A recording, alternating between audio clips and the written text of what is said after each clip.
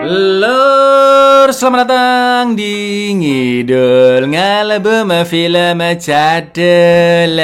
Buat dulur-dulurku yang sedang mengalami cobaan atau ujian saat ini, percayalah itu akan berakhir, lur. Karena sejatinya cobaan itu adalah proses manusia untuk naik tingkat, ya kan? Balik mana ambil aku Icang dengan quotes hari ini. Makan dulu lur, biar kuat menghadapi kenyataan. Kali ini kita akan mengidul film bertahan hidup yaitu Rabbit Proof Fence tahun 2002. Film yang merupakan kisah nyata ini bercerita tentang 3 bocah suku aborigin yang berusaha kembali ke kampungnya dengan berjalan kaki 1.600 km setelah diculik pemerintah kolonial ke sebuah fasilitas. Bagaimanakah perjuangan mereka yang jauh lebih berat dari hidup kita semua ini? Langsung aja ke requestan salam maut dari dulurku. Kurang tahu ya, Cak, numpang nanya. Suara klakson pesawat gimana? Monggo skecahaken. Don't move.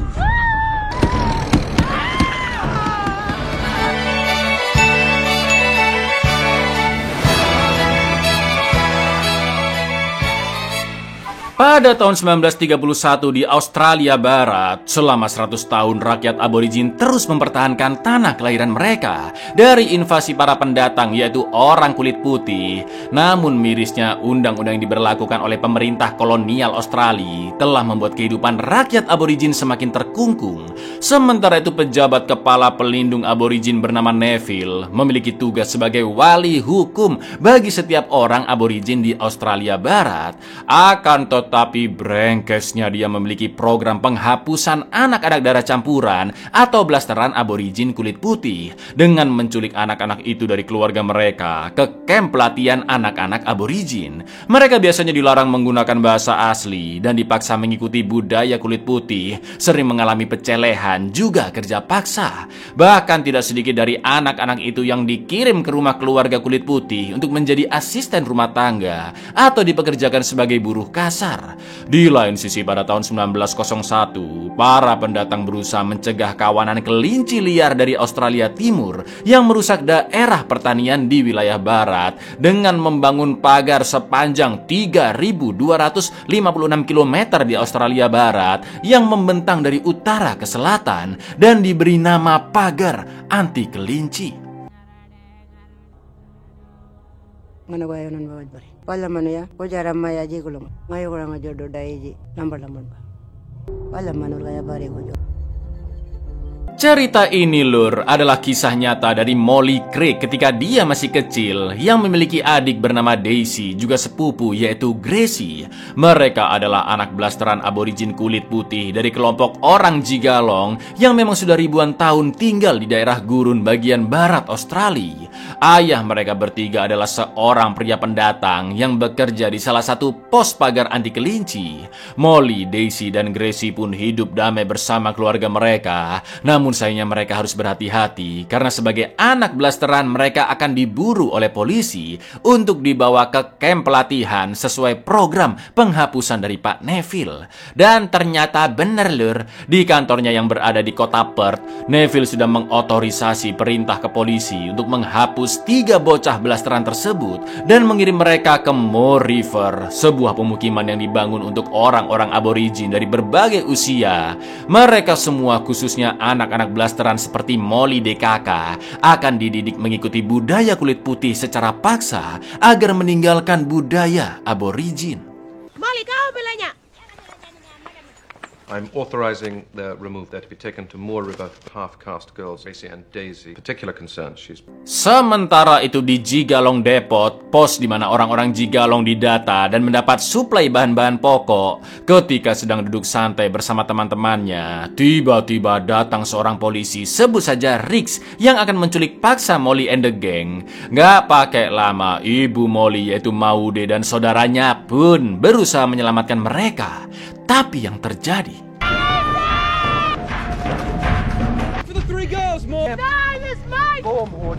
Mine! Come on, little one. I got the papers, Maud! Nothing you can do here, old girl! Nothing you can do! Don't move! Di lain sisi, Neville sedang presentasi tentang program penghapusannya dan pemukiman Moor River. Dengan sombongnya dia mengatakan bahwa setiap orang aborigin yang lahir di Australia berada di bawah kendalinya. Neville juga menjunjung tinggi derajat orang kulit putih dan program ini dia galakan untuk menghapus budaya aborigin secara perlahan, terutama anak-anak blasteran yang saking rasisnya dia sebut sebagai ras ketiga, yaitu campuran dari kulit putih dan aborigin. Selain memaksa orang-orang aborigin dari anak-anak ras ketiga untuk mengikuti budaya kulit putih, di Camp Moor River mereka semua akan diharuskan menikah dengan orang kulit putih agar gen aborigin perlahan menghilang di beberapa generasi selanjutnya.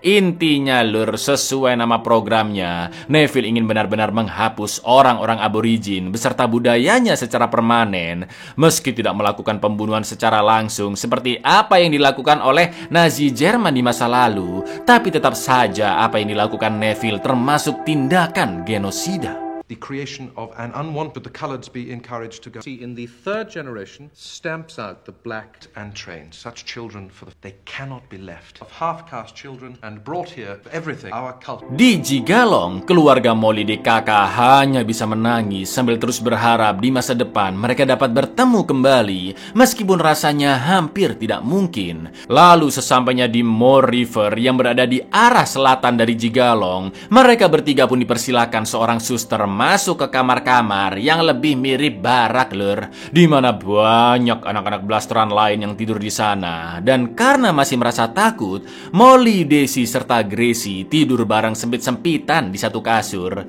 Lalu besok paginya mereka semua dipaksa bangun dan kamar pun digedor-gedor oleh penanggung jawab kedisiplinan, sebut saja Karjo. Sebelum meninggalkan kamar, mereka harus merapikan tempat tidur. Setelah itu anak-anak berkumpul di ruang makan, berdoa bersama sebelum sarapan, dan mereka tidak boleh ngobrol sedikit pun sampai selesai makan. Namun Karjo ini sangat kasar, naudzubillah lur. Daisy dibentak-bentak ketika berani ngomong dengan bahasa aslinya, dan di Moor River mereka wajib menggunakan bahasa Inggris. Get up! Make your bed! Ready for our prayer. Bow your heads. We'll have no wonka here. Talk English. Karena terbiasa hidup bebas di alam, mereka bertiga pun sangat terkejut dengan kebiasaan di sana. Apalagi hanya Molly saja yang bisa bahasa Inggris. Namun untungnya mereka bertiga ditemani oleh salah satu bocah, sebut saja Tukiem. Selain itu mereka diberikan baju yang dijahit oleh teman-teman mereka dan juga diajarkan agama Kristen. Sebenarnya kegiatan di sana positif lur, khususnya untuk mendidik anak-anak kecil agar bisa menjadi generasi yang lebih baik dari ortu mereka. Tapi masalahnya mereka diharuskan meninggalkan seluruh kebudayaan aborigin, khususnya bahasa asli mereka. Bahkan cara yang diterapkan pemerintah juga salah ya kan, yaitu menculik anak-anak dari keluarga mereka. Lalu ketika Neville datang ke sana, biasanya dia akan memanggil beberapa bocah yang akan dicek terlebih dahulu dan akan dibawa pergi entah kemana. Siang itu Molly sempat dipanggil oleh Neville ke depan, namun dia tidak jadi dipilih. Doesn't that feel better? Yes, Miss Jessup. Yes, Miss Jessup. Will you dinner? Is your new home English? Just Molly, please. Where you go? Come sit down. Hurry up. We're here to help. Responsible, those are our watchwords. Nope. Di situasi seperti itu, jelas ada saja anak yang berusaha kabur ya kan. Namun di sana terdapat seorang pria aborigin yang tampangnya sangat menyeramkan, yaitu Mudu, dan akan memburu anak-anak yang kabur. Jika tertangkap mereka akan dihukum cambuk di dalam bilik dan rambutnya dipotong cepak. Namun Mudu sebenarnya hanya dipekerjakan lur, dan anaknya juga berada di camp tersebut.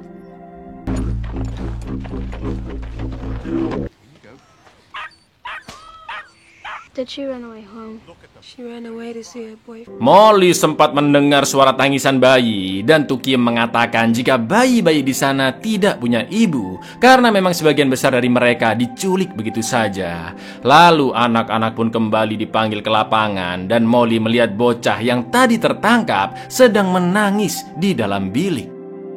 Malam harinya sebelum tidur, Molly pun teringat dengan semua orang-orang yang sangat mengganggu dirinya. Mulai dari polisi yang menculiknya, para suster, Pak Karjo, Mudu, dan Neville yang tatapannya mengerikan ketika tadi memanggil Molly. Selain itu, Molly juga sangat rindu dengan kampungnya Jigalong dan teringat hari-hari indah bersama sang ibu.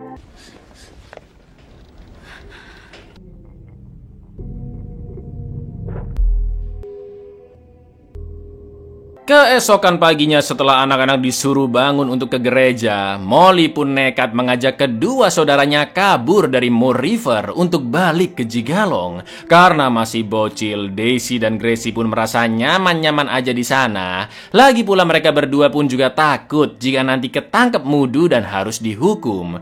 Namun Molly memaksa mereka untuk segera ikut dengan berjalan kaki ke arah utara. Karena sekarang sudah mendung dan nantinya hujan akan menghapus jejak mereka di tanah, sehingga Mudu tidak dapat melacak keberadaan mereka. Come on, get your things. We're going. Where are we going? We gotta go now. Come on. Quick. Come on. Put us in that You're bin. not gonna get us and put it right and cover our tracks. We're going home to mother. Walk.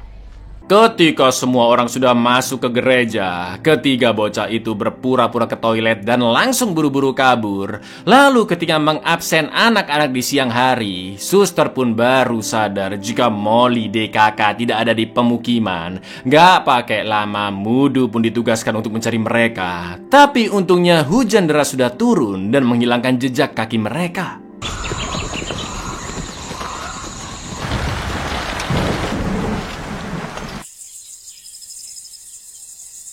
When I saw her, too much of their mind, unfathomable. There's 3 girls. They'd run off. It'll be the older one. Keesokan harinya karena cuaca sangat cerah dan tidak ada tanda-tanda mau hujan, Molly pun berusaha mengelabui Mudu dengan mengarahkan saudara-saudaranya jalan di sungai, juga meninggalkan tas Gracie untuk memancing Mudu. Sementara itu meskipun tanahnya basah akibat hujan, sebagai orang aborigin asli, Mudu masih bisa mengikuti langkah kaki Molly sampai dia tiba di sungai dan melihat tas Gracie. Lalu yang terjadi? Hurry up, in the water, Cover our tracks.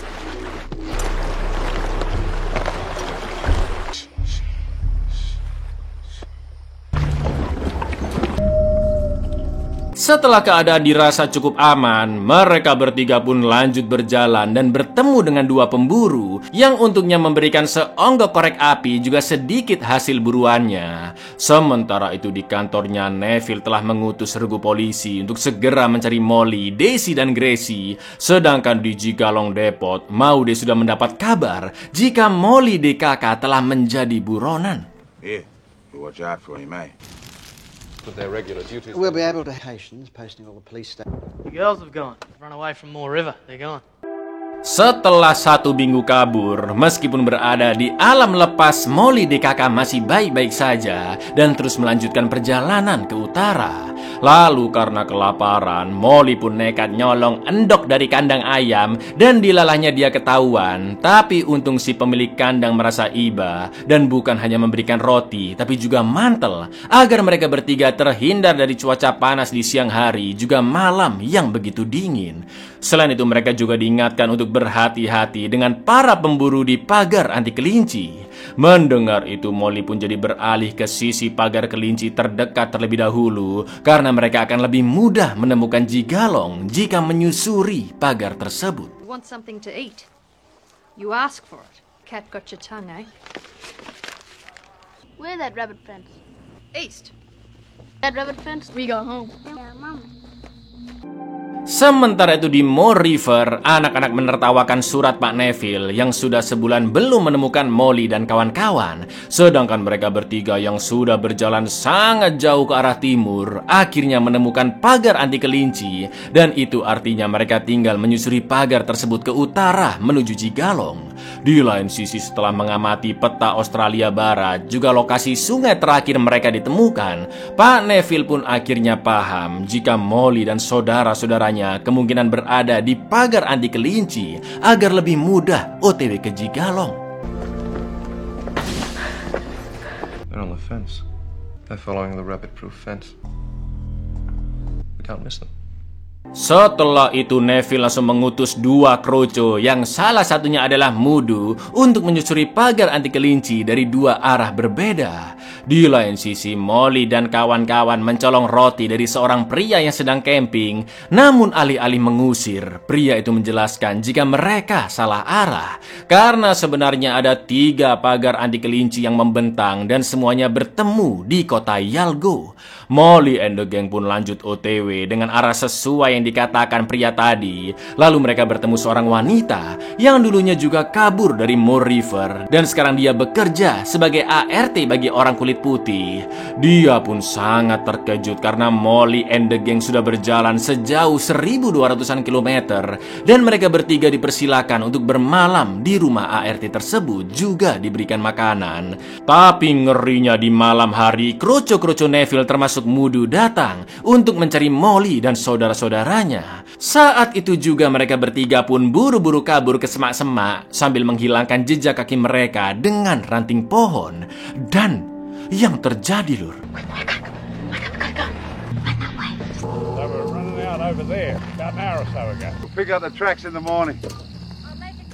alhamdulillahnya mereka bertiga berhasil lolos. Lalu Molly dan saudara-saudaranya bertemu seorang pria yang mengatakan jika Ibu Gracie berada di kota Wiluna dan mereka bisa naik kereta ke sana.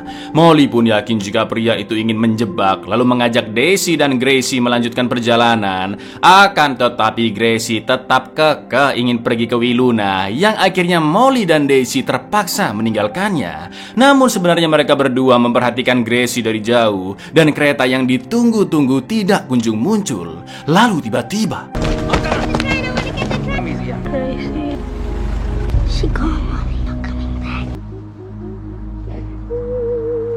ya, sayangnya itu semua memang hanya jebakan dan Gracie pun ditangkap oleh kroconya Neville. Sontak mereka berdua pun menangis, terutama Molly karena dialah yang mengajak Gracie kabur bersama-sama. Di lain sisi karena mereka sudah kabur lebih dari sebulan, Neville pun memberi pesan via telegram jika dia akan menangkap kedua anak itu ketika sampai di Jigalong. Akan tetapi setelah berjalan jauh menyusuri pagar, Molly dan Daisy akhirnya tiba di ujung pagar yang terputus. Dan sekarang mereka berjalan tanpa arah. Ngerinya suasana di sana begitu sunyi. Bahkan Molly dan Daisy hanya bisa memakan rumput-rumput liar, Lur, karena tidak ada apapun di sekitar mereka. Kaki kedua anak ini semakin sakit. Mereka haus, kelaparan, kelelahan. Bahkan terkadang Molly harus menggendong adiknya. Lalu yang terjadi, You are to proceed to Jigalong and effect their... What matter? Spencer come back.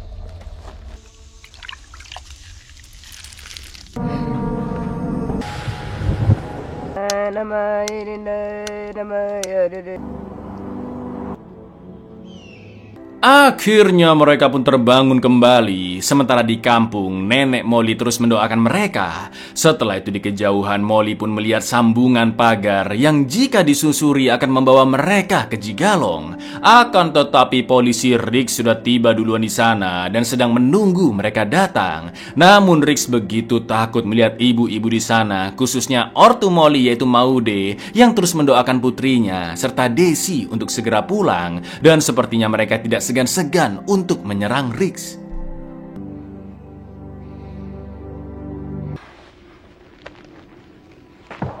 Riggs arrived Jigalong. Awaits your instruction.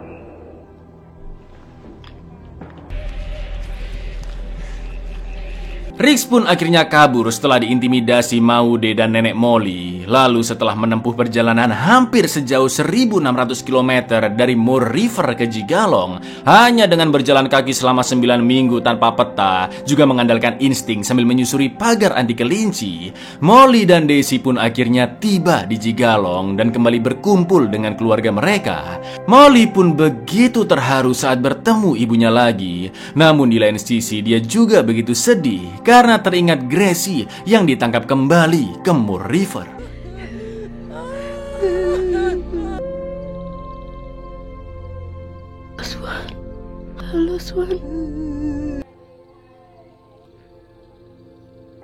Di kantornya, Neville pun mengirim pesan telegram jika dia telah kehabisan dana untuk mengejar Molly dan Daisy. Neville meminta untuk tetap diberi informasi terbaru tentang keberadaan mereka berdua agar nantinya Neville dapat merencanakan penangkapan lagi. Sebagai kepala pelindung suku aborigin Kacrut, Neville mengaku kelabakan menghadapi orang-orang aborigin yang terus berusaha melindungi dirinya sendiri. We lack the funds. Missing half-caste girls. They would only what we are trying. Ask to be kept informed of their whereabouts. Di akhir film kita pun diperlihatkan Molly Craig dan adiknya Daisy Craig asli yang sudah berumur. Molly mengatakan bahwa setelah dia menikah di Jigalong dan memiliki 2 momongan, brengkesnya pemerintah kolonial kembali menangkap Molly dan kedua anaknya ke Moore River. Namun Molly kabur lagi dengan cara yang sama ke Jigalong, tapi kali ini dia hanya bisa membawa 1 anaknya saja, yaitu Annabelle. Lalu di umur anaknya yang ke-3 tahun, Pak Neville tiba-tiba menculiknya dan Annabelle tidak pernah kembali lagi. Di lain sisi, Gracie sudah meninggal saat berada di Moore River, sedangkan Molly dan Daisy tetap melanjutkan hidup mereka di Jigalong. Lalu di tahun 2004 Molly pun meninggal, begitu juga dengan Daisy di tahun 2014. Kisah mereka ini lur ditulis oleh salah satu putri Molly, yaitu Doris, yang akhirnya berhasil kabur dari Moore River dan menulis novel berjudul Ikuti Pagar Anti Kelinci. Sementara itu Pak Neville pensiun di tahun 1940 setelah 25 tahun bekerja sebagai kepala pelindung aborigin Australia Barat. Namun anak-anak blasteran aborigin kulit putih dihapus paksa dari keluarga mereka di seluruh Australia sampai 1970. Hingga saat ini masih banyak dari mereka yang terus menderita karena kehancuran identitas, kehidupan, keluarga, juga budaya. Mereka yang mengalami peristiwa serupa disebut sebagai generasi yang dicuri karena mengalami perampasan hak-hak asasi manusia secara terstruktur. Ironisnya orang-orang kulit putih hanyalah pendatang yang seharusnya menghormati para penduduk asli, yaitu suku aborigin. Ini na bolanya ko jara ji kangoni bolo jara mole baba we yamala gore ngayo ko jara li jano jigulong ngora kangoni bolo jara mole baba yanona yanona yali jo Abuyar, buat yang masih ngeluh, nganggur nih Cak, makan tahu tempe terus tiap hari nih Cak, makan Indomie terus tiap hari Cak. Mau makan rumput Anda? Bersyukur, berdoa, dan terus berjuang makanya lur. Karena sejatinya puncak kesabaran itu bukan menahan emosi dan nafsu duniawi, tapi bersabar mendapatkan apa yang kalian inginkan lur. Asik. Assalamualaikum.